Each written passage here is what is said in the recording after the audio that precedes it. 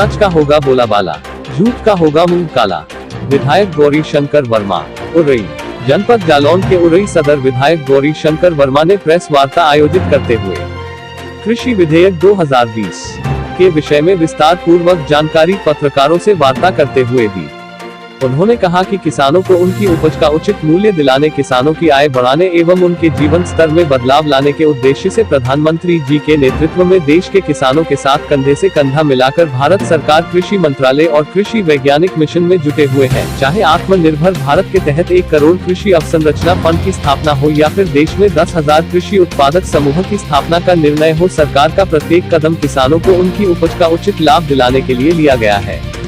उन्होंने कहा कि इन विधायकों को लेकर भ्रमित किए जा रहा रहे। इस भ्रम को दूर करते हुए स्पष्ट किया जाता है कि न्यूनतम समर्थन मूल्य पूर्व की तरह निर्धारित होते रहेंगे। रबी फसल की एमएसपी आगामी सप्ताह में घोषित हो जाएगी। गौरी शंकर वर्मा ने कहा कि अभी तक किसानों की फसल को औने पौने दामों पर लूट फरोख्त करके खरीदा जाता था और सही दाम नहीं मिलते थे। कई किसानों को तो उनकी फसल के पैसे ही नहीं मिलते थे। कृषि विधेयक 2020 आ जाने के बाद अब किसान देश के साथ विदेश में भी स्वयं फसल बेचकर पैसे ले सकता है।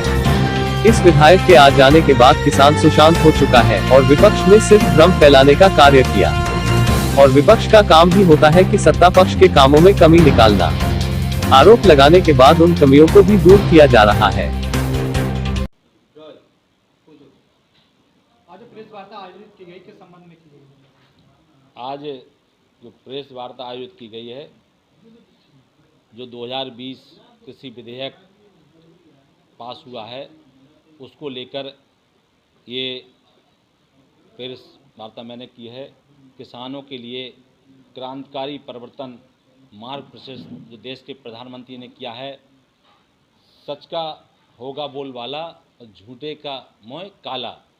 मतलब देश के प्रधानमंत्री ने जो कई वर्षों से किसानों के साथ दुर्व्यवहार होता था, सौतेला व्यवहार होता था, उनके साथ ठगी होती थी, उनका माल औने पौने दामों में खरीदा जाता था, पैसा मिलता था नहीं मिलता था, किसान से ब्याज काट लिया जाता था, टैक्स लगता था।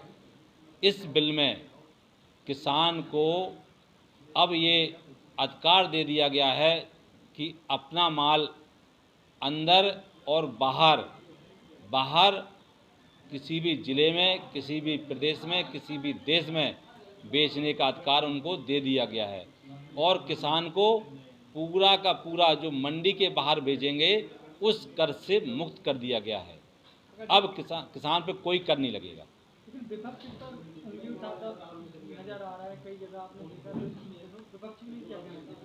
विपक्ष चूँकि हमेशा सरकार के विरोध में कमियां निकालने का प्रयास करते हैं और जब वो कमियां निकालते हैं तो सरकार सुधार करने का प्रयास करती है, इसीलिए विपक्ष भी होता है।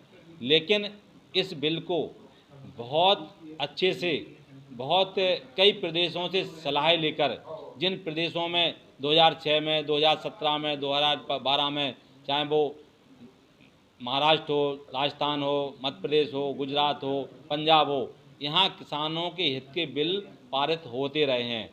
अब देश में प्रधानमंत्री नरेंद्र मोदी की सरकार है तो उन्होंने पूरे देश में उस बिल को, अध्यादेश को पारित करा लिया है, जिससे किसान की दुगनी आय हो, किसान अपनी फसल अपनी मर्जी से अपने मार्केट में बेच सके, जिससे उसको उचित दाम मिल सके। अगर ये किसान हितैषी बिल था तो जो किसान थे और विपक्ष था, ने विरोध किया, क्यों विरोध किया? आप लोगों ने कहाँ कमी छोड़ दी थी इस बिल को समझाने में?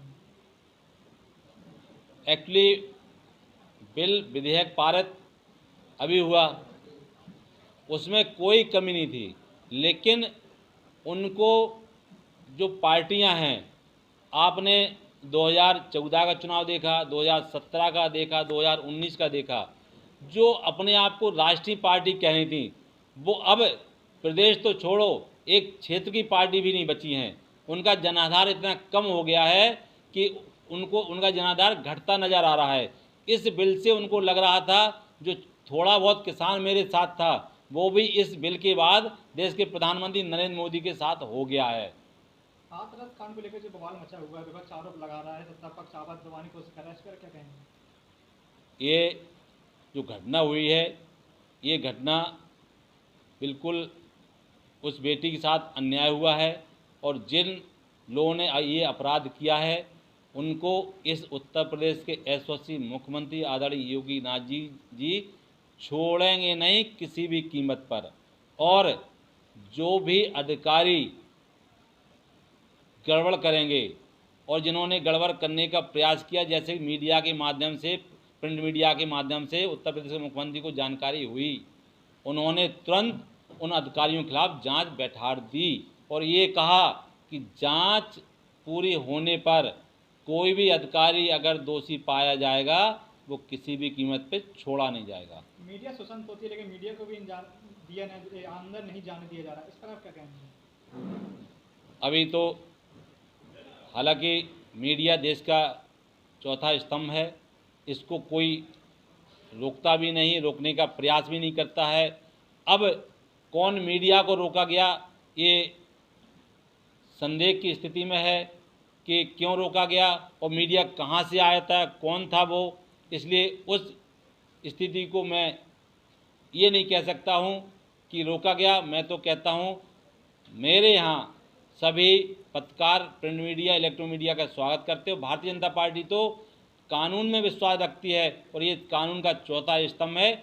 आप सबका उत्तर प्रदेश के मुख्यमंत्री सम्मान करते हैं और सबको जाने की छूट देते हैं।